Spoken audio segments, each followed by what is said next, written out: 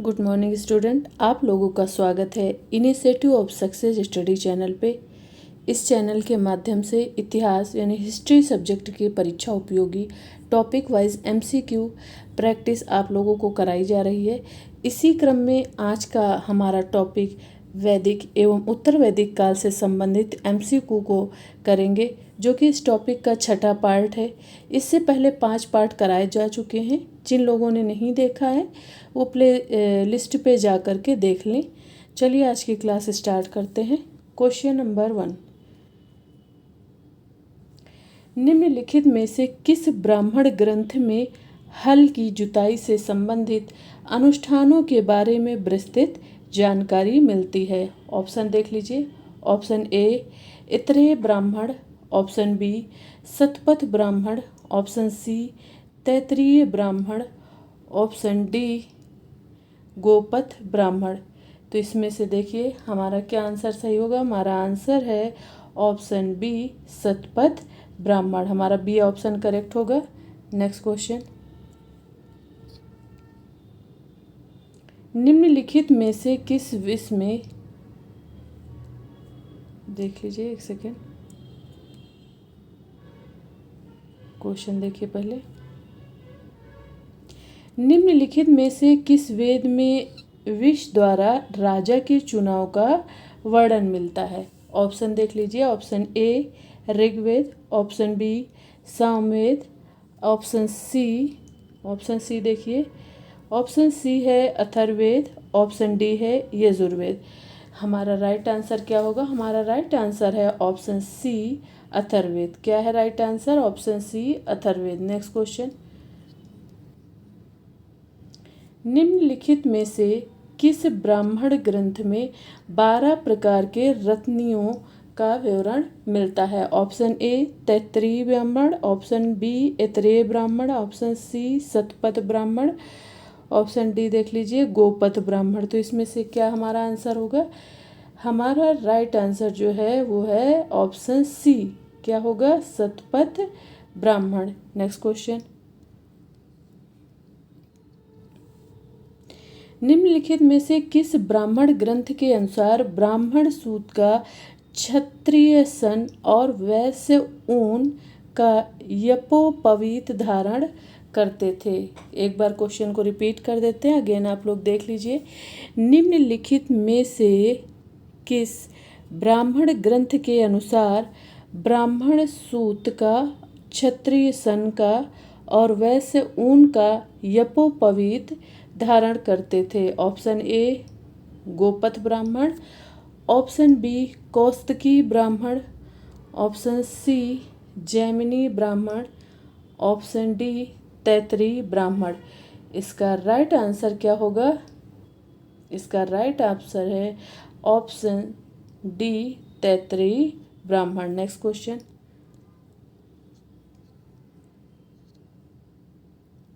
निम्नलिखित में से कौन सा वैदिक दर्शन कर्मकांड का शास्त्रीय रूप से प्रतिपादन करने पर जोर देता है तथा उसके अनुसार वेद द्वारा विहित कर्म ही धर्म है?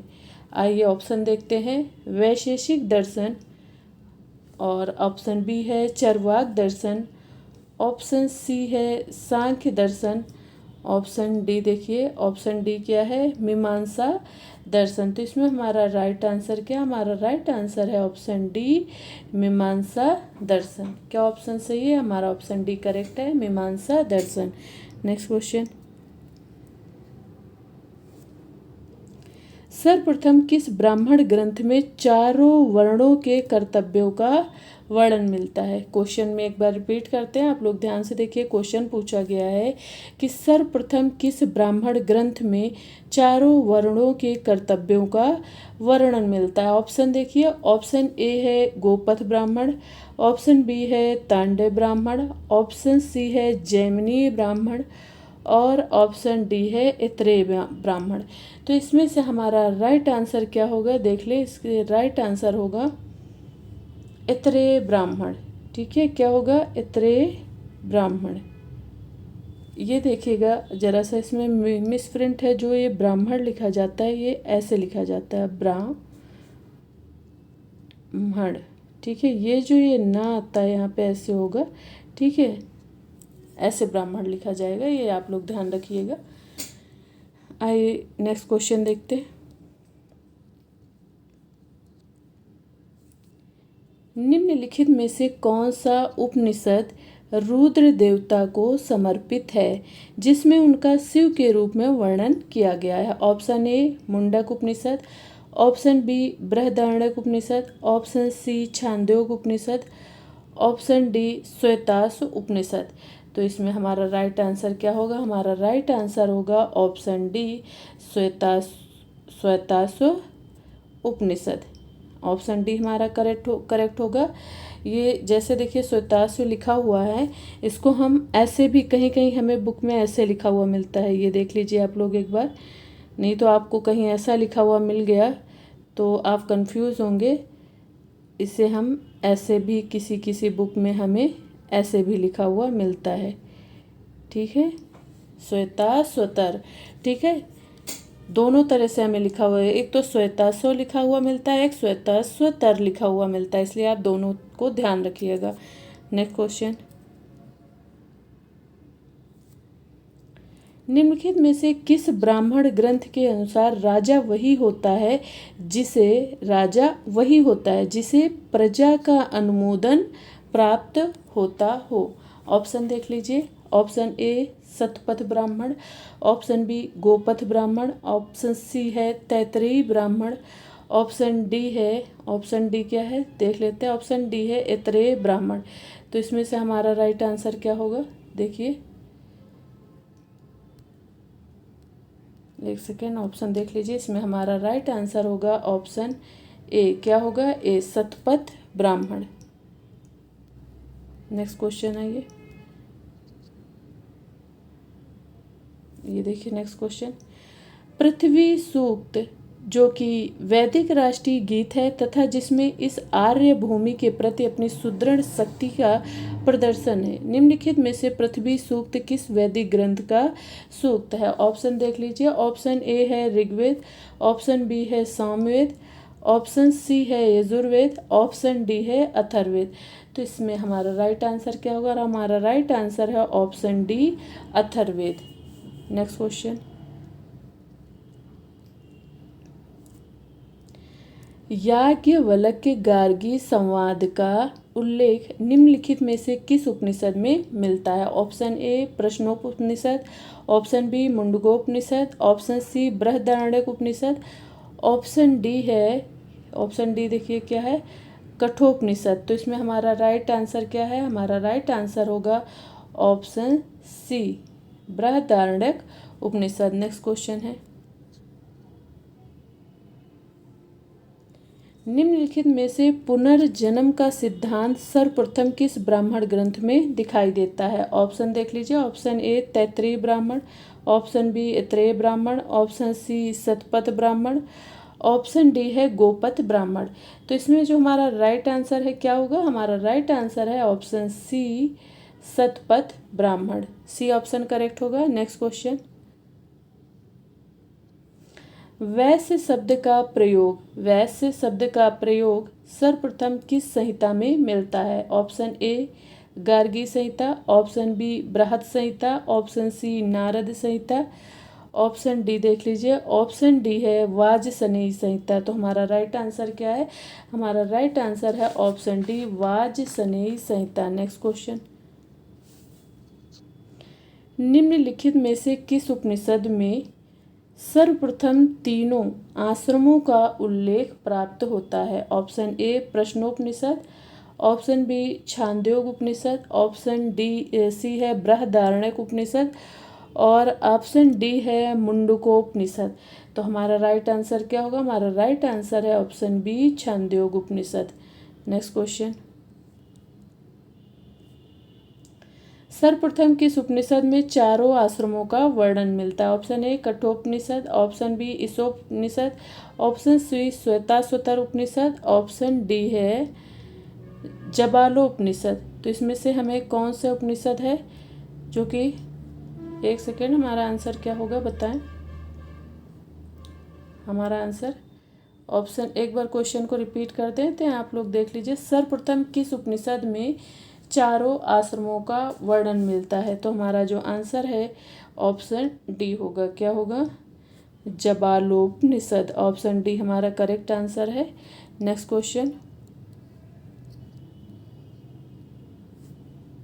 निम्नलिखित में से कृषि संबंधी प्रक्रिया का उल्लेख हमें ऋग्वेद के किस मंडल से प्राप्त होता है? ऑप्शन ए 10वें मंडल से, ऑप्शन बी 8वें मंडल से, ऑप्शन सी चतुर्थ मंडल से, ऑप्शन डी है प्रथम मंडल से। तो हमारा राइट आंसर क्या होगा? हमारा राइट आंसर है ऑप्शन सी चतुर्थ मंडल से।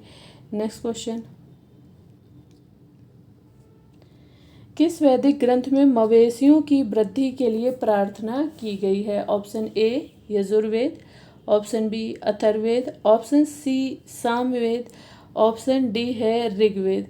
तो राइट, इस तरह से हमारा जो करेक्ट आंसर है वो है अथर्ववेद। ऑप्शन बी हमारा करेक्ट होगा। नेक्स्ट क्वेश्चन देख लीजिए।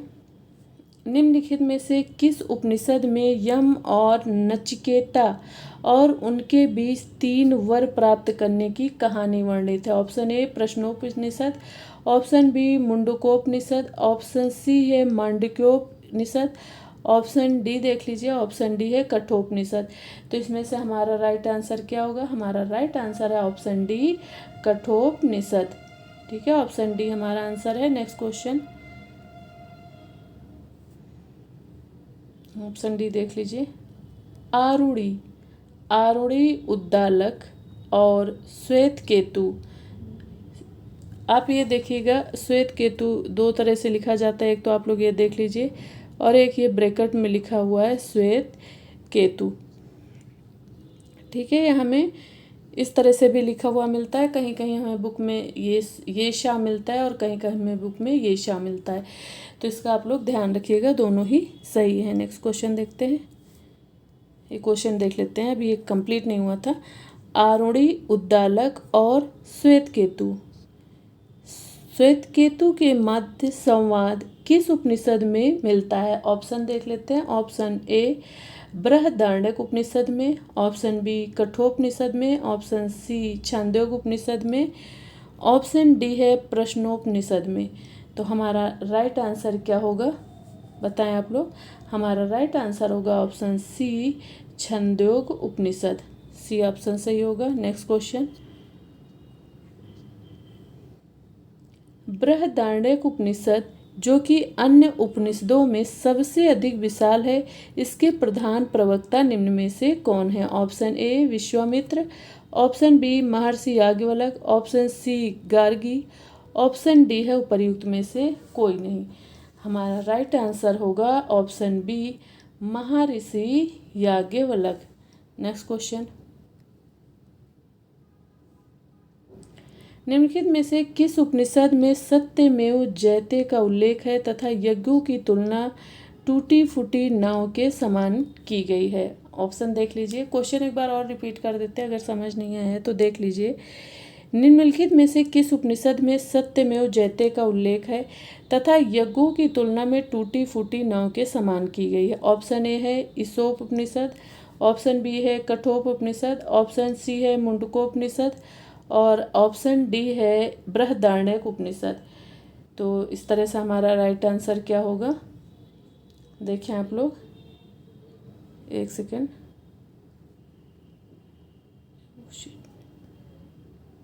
ए बी सी डी, हाँ देखिए इसमें से हमारा राइट आंसर क्या होगा बताएं आप लोग? इस तरह से हमारा राइट आंसर होगा मुंडकोपनिषद। ऑप्शन सी करेक्ट होगा हमारा, ऑप्शन सी राइट है। नेक्स्ट क्वेश्चन देखिए, क्वेश्चन नंबर 21, निष्काम कर्म सिद्धांत का प्रथम प्रतिपादन किस उपनिषद में हुआ है? Option A Prashnopanishad, option B Mahanarayan Upanishad, option C Maitrayan Upanishad, option D है ऑप्शन डी देख लेते हैं, ऑप्शन डी है ईसोपनिषद। तो इस तरह से हमारा राइट आंसर क्या होगा? हमारा राइट आंसर होगा ऑप्शन डी।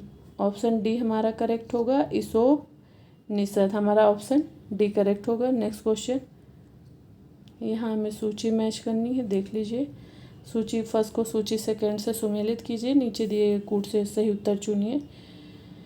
एक है छंद और ये है वेद के पाद, यानी कि वेद के पैर, और जो कल्प है वो क्या है, वेद के हाथ, और सी ज्योतिष वेद की आँखें, और निरुक्त क्या है, वेद के कान, और शिक्षा क्या है, वेद की नासिका, और व्याकरण क्या है, वेद के मुख। इस तरह से लगभग सभी सुमेलित हैं ये।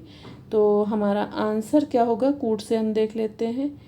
ए का 1 का ए, 2 का बी, सी का 3, 4 का डी, 5 का ई और 6 का एफ।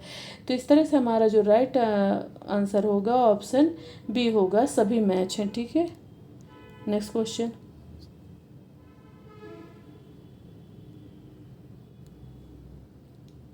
आइए नेक्स्ट क्वेश्चन देख लीजिए। अथर्ववेद के कितने ब्राह्मण ग्रंथ हैं? देखिए, अथर्ववेद के कितने ब्राह्मण ग्रंथ हैं? Option A 1, option B 2, option C 3, option D 4। तो इसमें से बताइए अथर्ववेद के कितने ब्राह्मण ग्रंथ हैं। तो इस तरह से जो अथर्ववेद है उसके केवल एक ब्राह्मण है। ठीक है, क्या है, अथर्ववेद का केवल एक ब्राह्मण है, जो कि क्या है, गोपत। क्या है, गोपत।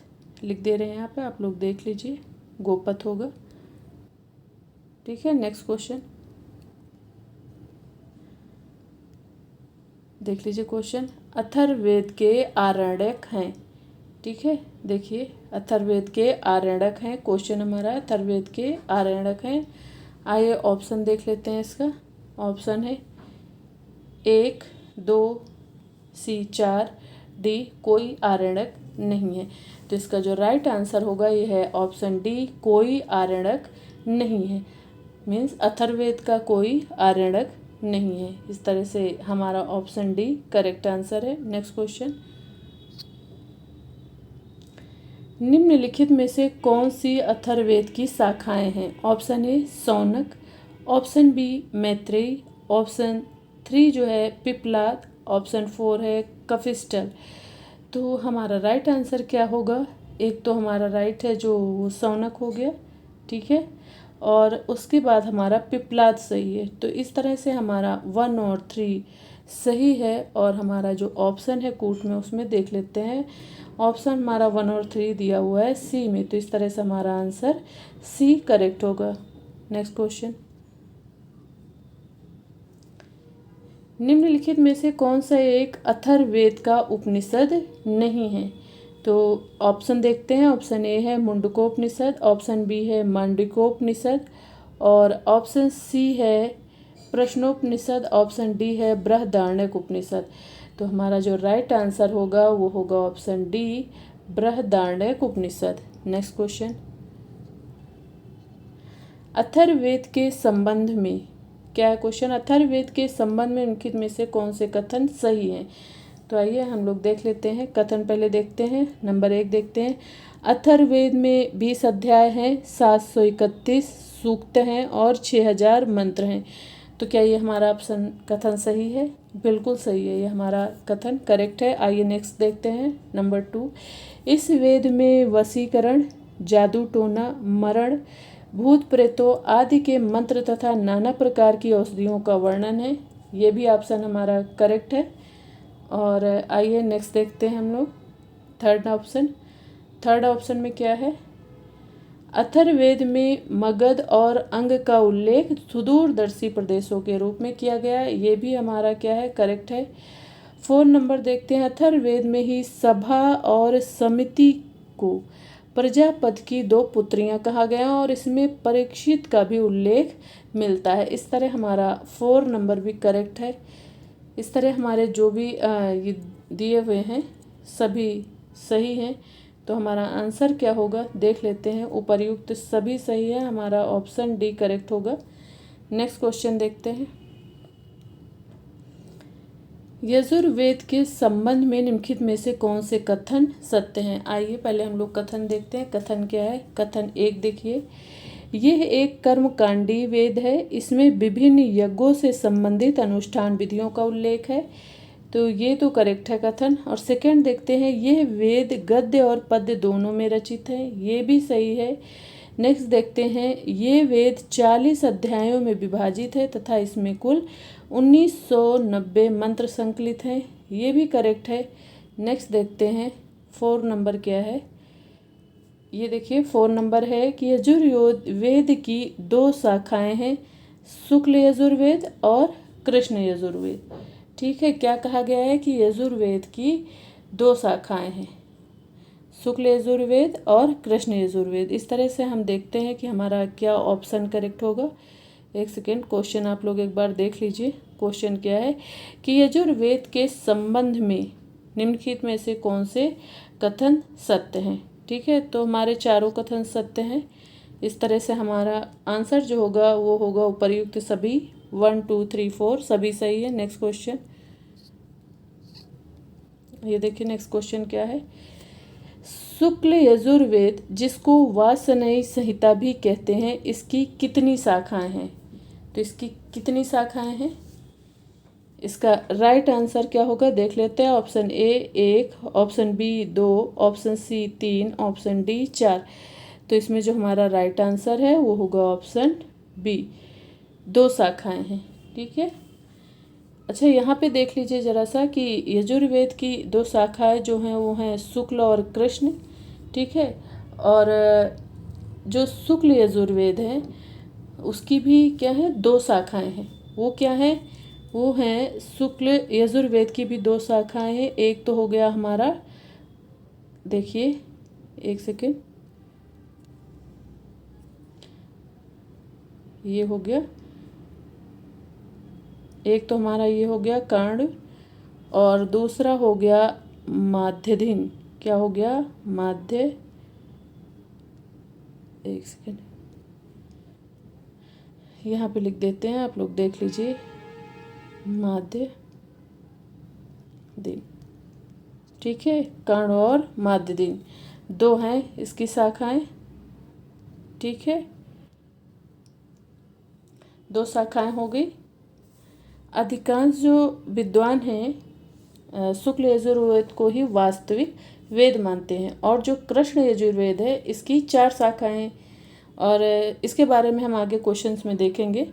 आइए इसका पहले आंसर जान लेते हैं। क्या इसका आंसर हमारा क्या होगा? इसका राइट आंसर होगा 2। ठीक है, ऑप्शन बी करेक्ट होगा। नेक्स्ट क्वेश्चन, कृष्ण यजुर्वेद के संबंध में निम्नलिखित में से कौन सा कथन सत्य है? आइए कथन देखते हैं। ऑप्शन ए, कृष्ण यजुर्वेद की 4 शाखाएं हैं, जो भी आगे हम लोग क्वेश्चन में देख रहे थे। ठीक है, उसी तरह से हमारा देख लीजिए जो कृष्ण यजुर्वेद है उसकी कितनी शाखाएं हैं? 4 शाखाएं हैं। अब इनके बारे में हम यहीं पे जान लेते हैं। कांठक संहिता एक है और कपिस्टल है, कपिस्टल संहिता, मैत्रेयी संहिता और तैत्रेयी संहिता, और ये कथन भी हमारा क्या है? सत्य है। नेक्स्ट देखते हैं, कृष्ण यजुर्वेद में मंत्रों की व्याख्या जो है गद्य रूप में मिलती है। ये भी सही है। नेक्स्ट देखते हैं 3rd नंबर क्या है। कृष्ण यजुर्वेद के ब्राह्मण का नाम क्या है? तैत्रेयी ब्राह्मण है। तो ये भी करेक्ट है। और इस तरह से हमारे उपरोक्त तीनों सत्य कथन है। तो हमारा आंसर क्या होगा? आंसर होगा 4D, उपर्युक्त तीनों कथन सही हैं। क्या हमारा आंसर होगा? उपर्युक्त तीनों कथन सत्य हैं। नेक्स्ट क्वेश्चन, शुक्ल यजुर्वेद के संबंध में निम्नलिखित में से कौन से कथन सत्य हैं? नंबर 1 देख लिए, शुक्ल यजुर्वेद का केवल एक ब्राह्मण ग्रंथ है, शतपथ। क्या है? शुक्ल यजुर्वेद का केवल एक ब्राह्मण ग्रंथ है, वो क्या है? शतपथ ब्राह्मण है। ठीक है, और ये सबसे प्राचीन तथा सबसे बड़ा ब्राह्मण माना जाता है। इसके लेखक महर्षि जो याज्ञवल्क्य हैं वो हैं। और नंबर 2 देख लेते हैं, ये कथन जो हमारा सत्य है पहला। दूसरा देखते हैं, शतपथ ब्राह्मण में जल प्लावन कथा पुनर्जन्म का सिद्धांत, पुरूरवा उर्वशी आख्यान, रामकथा तथा आश्विन कुमार द्वारा च्यवन ऋषि को यौवन दान का वर्णन है। ठीक है, और इसमें से हमारा आंसर जो सही है वो कौन सा सही है?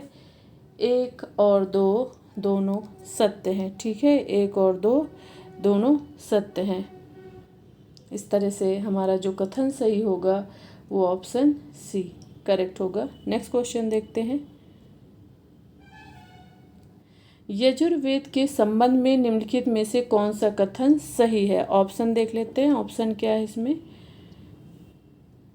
1, यजुर्वेद के आरण्यक और बृहदारण्यक तैत्तिरीय और शतपथ हैं। यजुर्वेद के उपनिषद बृहदारण्यक उपनिषद, कठोपनिषद, ईशोपनिषद और श्वेताश्वतर उपनिषद, मैत्रायण उपनिषद एवं महानारायण उपनिषद हैं। नंबर 3 देखिए, नंबर 3 में है तैत्तिरीय उपनिषद में अधिक अन्न उपजाओं का उल्लेख है। नंबर 4 है कठोपनिषद में आत्मा को पुरुष कहा गया है। तो इसमें से हमारा क्या आंसर सही होगा बताएं? इसमें से हमारे चारों ऑप्शन 1 2 3 4 करेक्ट हैं। ठीक है, चारों ऑप्शन सही होंगे। नेक्स्ट क्वेश्चन देखिए। सामवेद के संदर्भ में निम्नलिखित में से कौन सा कथन सत्य है? ऑप्शन ए है, 1 नंबर देखिए पहले, सामवेद की मुख्यतः 3 शाखाएं हैं। नंबर 1 यह है कौथुम है, और दूसरा है रणायनी, और तीसरा है जैमिनी। और नेक्स्ट ऑप्शन देखिए, सेकंड नंबर पे क्या दिया हुआ है? सेकंड नंबर पे दिया हुआ है कि सामदेव के मूलतः 2 ब्राह्मण हैं, तांड और जैमिनी। तांड ब्राह्मण बहुत बड़ा है, इसलिए इससे महाब्राह्मण भी कहते हैं। ये भी कथन क्या है हमारा? सही है। ठीक है, थर्ड है सट्विज ब्राह्मण तांड ब्राह्मण के परिशिष्ट के रूप में है, इसे अद्भुत ब्राह्मण भी कहते हैं। करेक्ट है। जैमिनीय ब्राह्मण में यज्ञ कर्मकांड का वर्णन है। ठीक है, इस तरह से हमारे ऑप्शन देख लेते हैं कौन सा सही है। हमारे सभी ऑप्शन सही है, देखा आपने जैसा कि उपर्युक्त सभी सही हैं। ठीक है, नेक्स्ट क्वेश्चन। निम्नलिखित में से कौन से सामवेद के आरण्यक हैं? ठीक है, ऑप्शन देखिए, जैमिनी आरण्यक और छांदोग्य आरण्यक। नंबर 3 है ऐतरेय आरण्यक, और चौथा है कौस्तकी आरण्यक। तो इस तरह से हमारा जो राइट आंसर है, क्या है right answer? 1 second, 34 number question था, देख लीजिए। ये है 34 नंबर क्वेश्चन। तो इसमें जो हमारा राइट आंसर होगा वो क्या होगा? हमारा जैमिनी आरण्यक, देखिए जैमिनी आरण्यक और छांदोग्य आरण्यक, ये दोनों हमारे करेक्ट हैं। पूछा गया है कि निम्नलिखित में से कौन से सामवेद के आरण्यक हैं? तो जैमिनी आरण्यक और छांदोग्य आरण्यक दोनों ही सामवेद के आरण्यक हैं।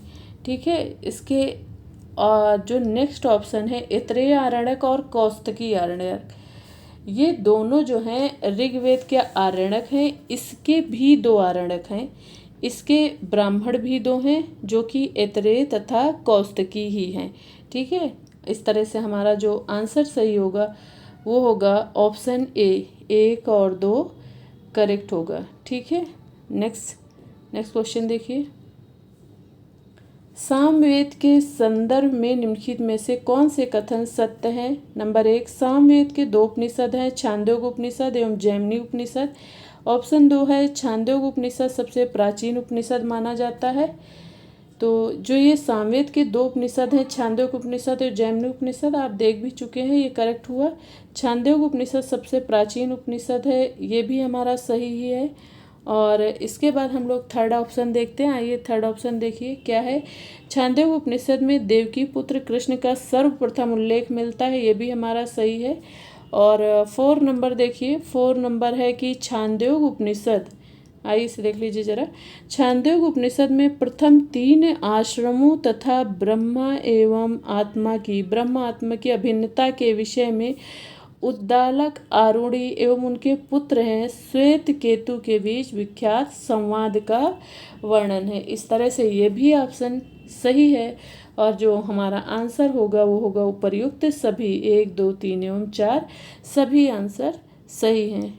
नेक्स्ट क्वेश्चन, ऋग्वेद से संबंधित निम्नलिखित कथनों पर विचार कीजिए, इनमें कौन से सत्य हैं। ऑप्शन ये एक क्या है, ये आर्यों का सबसे प्राचीन ग्रंथ है। नंबर 2 है, इसमें भक्ति भाव की प्रधानता है। नंबर 3 है, ऋग्वेद की रचना संभवत सप्त सैंधव प्रदेश में हुई। और ऑप्शन हमारा 3 जो है, इसमें कुल 10 मंडल व 1028 सूक्त एवं 10,580 मंत्र हैं। इस तरह से हमारे जो आंसर होगा क्या होगा, देखिए आप लोग इसमें से देख लीजिए ऑप्शन। तो इस तरह से हमारे उपर्युक्त सभी सही हैं, 1, 2 और 3, 4, और जो हमारा आंसर होगा वो क्या होगा, आंसर डी होगा, उपर्युक्त सभी सही है। नेक्स्ट क्वेश्चन देखिए, नेक्स्ट क्वेश्चन देख लीजिए क्या है, एक सेकेंड। नेक्स्ट क्वेश्चन ये है,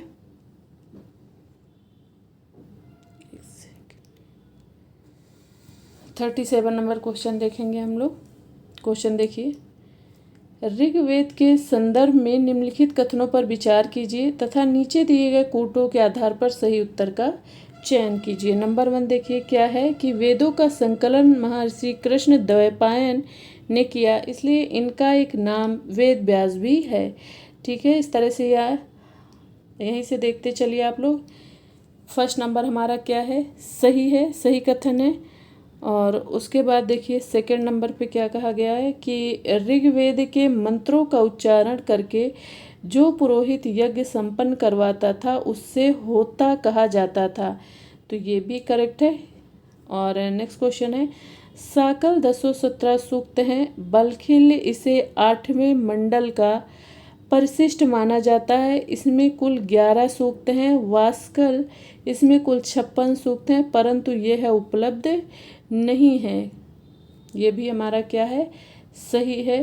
तो इस तरह से हमारा जो राइट आंसर होगा वो क्या होगा, इस तरह से हमारा राइट आंसर होगा उपर्युक्त 1, 2, 3, 4 सभी सत्य हैं। नेक्स्ट क्वेश्चन देखते हैं, ये देखिए नेक्स्ट क्वेश्चन, ऋग्वेद के मंडल तथा उनसे संबंधित ऋषियों के संदर्भ में निम्नलिखित युग्मों पर विचार कीजिए। नंबर 1 है प्रथम मंडल मछुंदना, मधुछंदना छंदा और अंगिरा और दीर्घत्मा।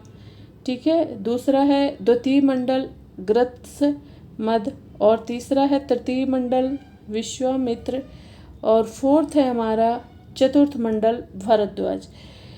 तो ये हमारा है क्वेश्चन, इसमें से हमारा आंसर क्या सही होगा, हमारा आंसर जो सही होगा, एक सेकेंड, उपर्युक्त युग्मों में से कौन सुमेलित नहीं है हमें ये बताना है। ठीक है, कौन सुमेलित नहीं है, केवल 4 सुमेलित नहीं है, केवल 4 सुमेलित नहीं है, ऑप्शन सी। ठीक है, ये सुमेलित नहीं है चौथा, और बाकी तीनों सही सुमेलित हैं। जो चतुर्थ मंडल भारद्वाज नहीं है, बल्कि ये किसका है, ये वामदेव का है। किसका है, आइए देख लेते हैं, वामदेव का है। ठीक है, यही सुमेलित नहीं है, और ये किसके हैं, वामदेव के हैं। और जो भारद्वाज हैं ये जो है छठे मंडल से संबंधित हैं, चतुर्थ मंडल से संबंधित नहीं है, ये छठे मंडल से संबंधित है। इसी प्रकार से जो 5वां मंडल है वो क्या है, अत्रि हो जाएगा। ठीक है, ऐसे बताते चल रहे हैं, जो हमारा 5वां मंडल है वो हो जाएगा अत्रि।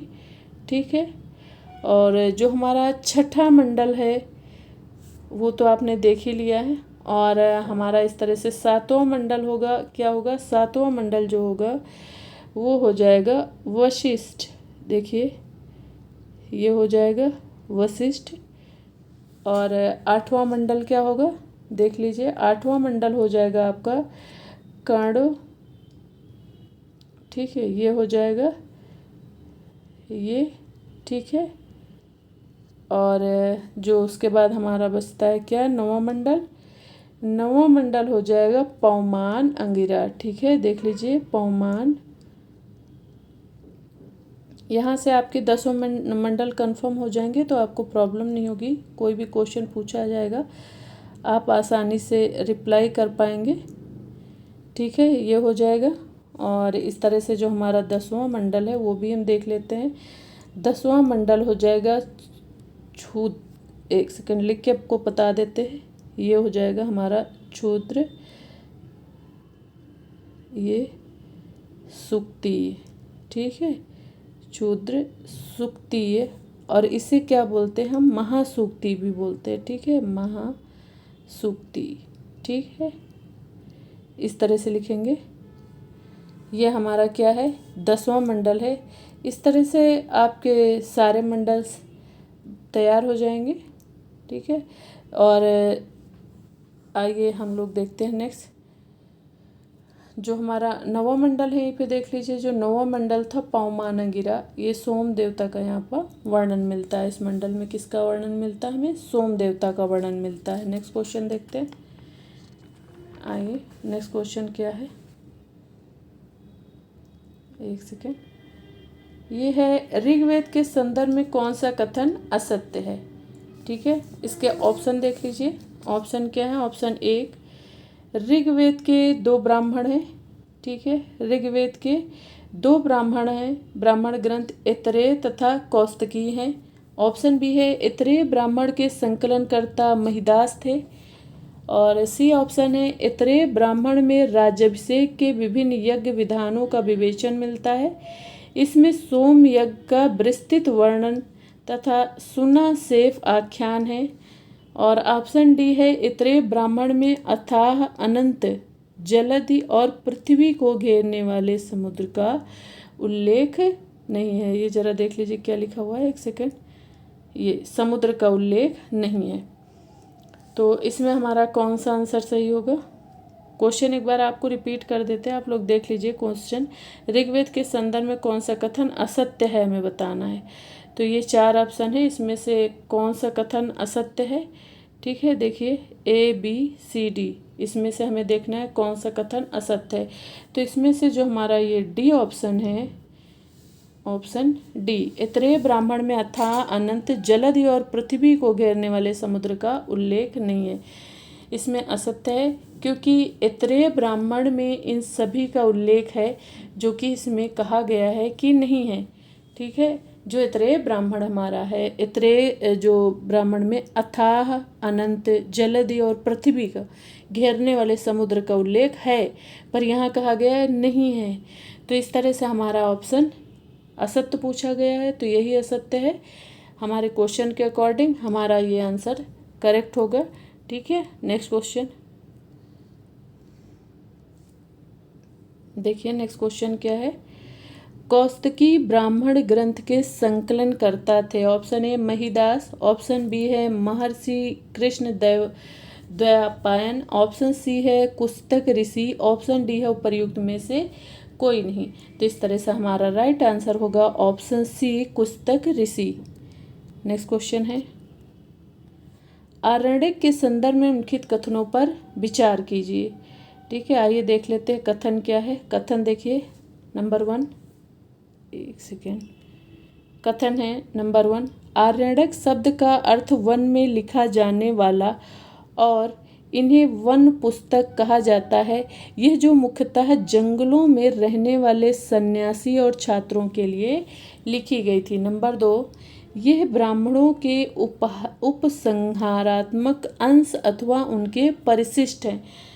तो देख लीजिए। और थर्ड ऑप्शन क्या है, थर्ड ऑप्शन है इसमें दार्शनिक सिद्धांतों और रहस्यवाद का वर्णन है।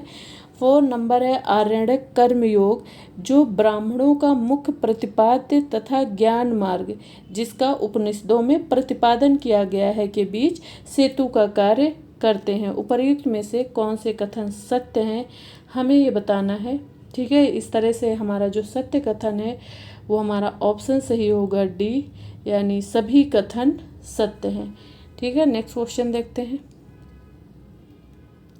उपनिषद के संदर्भ में उल्लिखित कथनों पर विचार कीजिए। 42 नंबर क्वेश्चन है। आइए देखते हैं क्या है कथन। ऑप्शन 1 देख लेते हैं, उपनिषद शब्द उप और निस धातु से बना है।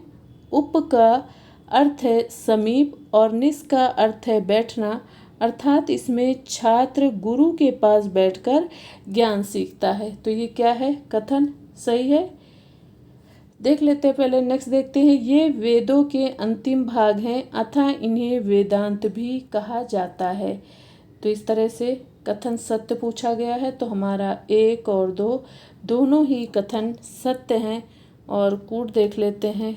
कूट में हमारा जो ऑप्शन सही होगा वो बी सही होगा। 1 और 2 दोनों सत्य हैं। Next question. वैदिक तथा उत्तर वैदिक काल के संदर्भ में निम्नलिखित कथनों पर विचार कीजिए। नंबर 1 देख लीजिए।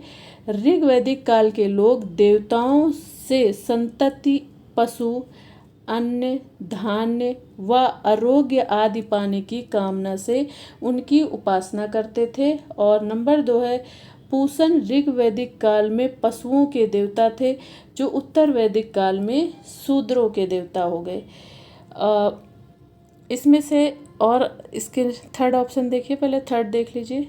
थर्ड ऑप्शन, आरण्यानी ऋग्वैदिक काल में जंगल की देवी थी। और 4 है हमारा, ऋग्वैदिक काल में विवाह की उम्र संभवतः 8 से 10 वर्ष थी। ठीक है, तो इसमें से पूछा गया है कि कौन सा सत्य नहीं है। तो इसमें हमारा जो ऑप्शन देख लेते हैं, सी, केवल 4। ठीक है, केवल 4 नंबर जो हमारा है ऑप्शन सी में। तो ऋग्वैदिक काल में विवाह की उम्र संभवतः 8 से 10 वर्ष, ये सत्य नहीं है, जो कि हमारे क्वेश्चन के रिगार्डिंग ये सत्य है।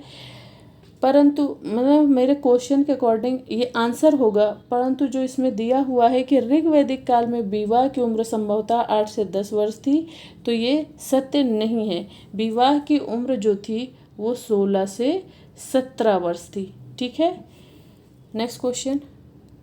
इस तरह से हमारा ऑप्शन कौन सा सही होगा? ऑप्शन सी करेक्ट होगा। ठीक है, केवल 4। नेक्स्ट क्वेश्चन देख लीजिए।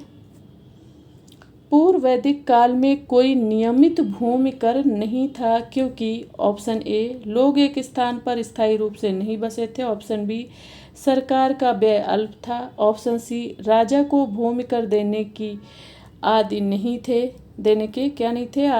थे। और चौथा है, लोग भूमि कर देने के आदि नहीं थे। तो इसमें हमारा राइट आंसर क्या होगा? हमारा राइट आंसर जो होगा, लोग इस एक स्थान पर स्थायी रूप से नहीं बसे थे। ऑप्शन ए करेक्ट होगा। नेक्स्ट क्वेश्चन देखते हैं। ये क्वेश्चन है, ऋग्वेद में संपत्ति का मुख्य रूप था। ऑप्शन ए स्वर्ण, ऑप्शन बी गोधन, ऑप्शन सी मकान, ऑप्शन डी भूमि। तो हमारा राइट आंसर है ऑप्शन बी गोधन। बी ऑप्शन सही होगा। नेक्स्ट क्वेश्चन, सामान्य परिस्थितियों में स्त्री धन के उत्तराधिकार में प्रथम अधिकार किसे था? ऑप्शन ए पुत्र, ऑप्शन बी पुत्री, ऑप्शन सी पुत्र वधु, ऑप्शन डी पति। तो इसका राइट आंसर क्या होगा? इसका राइट आंसर होगा ऑप्शन बी पुत्री। Next question,